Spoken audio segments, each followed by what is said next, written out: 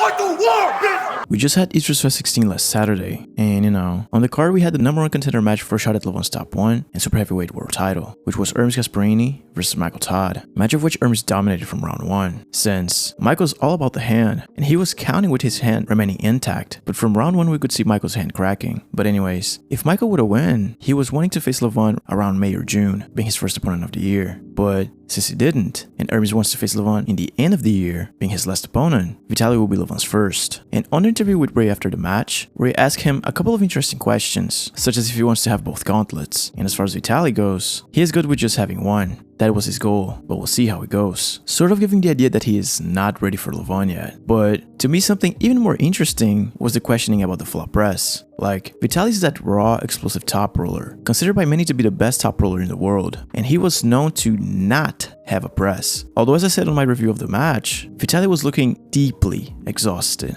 Like, his top roll wasn't working anymore against Morozov, obviously before the injury happened. So, since he was gassed in that lane, he just looked to Morozov and said, "Get wrist flopped, idiot."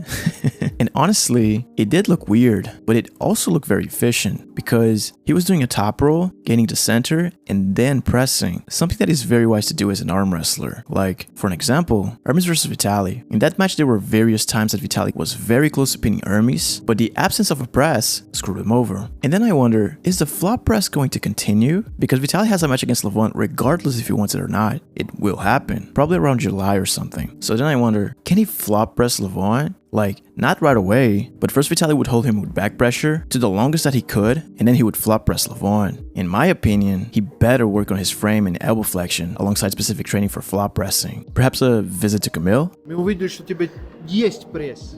Когда деваться некуда, тогда пресс есть, но его нужно отрабатывать. Это знаешь, А ты отрабатывал? Нет, ни разу.